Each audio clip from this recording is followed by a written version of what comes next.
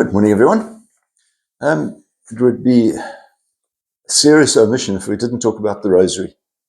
Now, the Rosary is a very important prayer that Catholics have.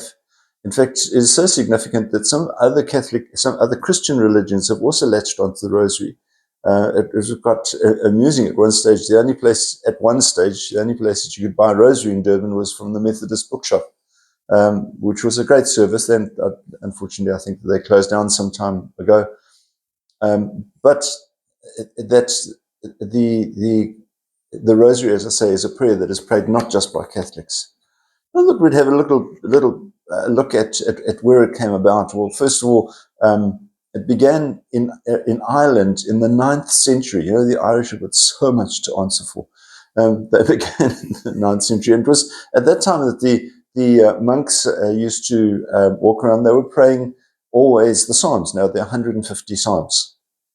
And they would pray the Psalms regularly. And then as the Psalms became more difficult for them to pray as they were journeying, then they would say 150 Our Fathers, which was easy enough to remember to say them. But in order to keep count of them, they were either using ropes with knots in them, or they were using pebbles or something like that, just to keep count of how many of them they're saying, because each Our Father would then substitute, if you like, for one of the Psalms. Now, around about the year 1072, St. Peter Damian noticed that people were starting to use the angelic salutation. In other words, the first half of the Hail Mary. Hail Mary, full of grace, the Lord is with thee. Blessed art thou amongst women, and blessed the fruit of thy womb, Jesus. They were just using that part, which was, as you said, the salutation from the angel. And it's always important to appreciate that the Hail Mary is not something that we've made up. It's definitely there. It's biblical. And they were using just that part. And then as time went on, the rest of the Hail Mary was added to that,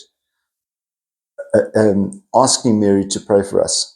And I think that's always important, that it's not a prayer to Mary, but it is a request for Mary to pray for us and for whatever our intention is. But also in the repetition of praying all of those Hail Marys, it becomes a meditation on its own. So in other words, when we look at the different decades, what are we actually praying for? And we can offer a decade for a specific intention. And by saying that prayer over and over again, it draws us into a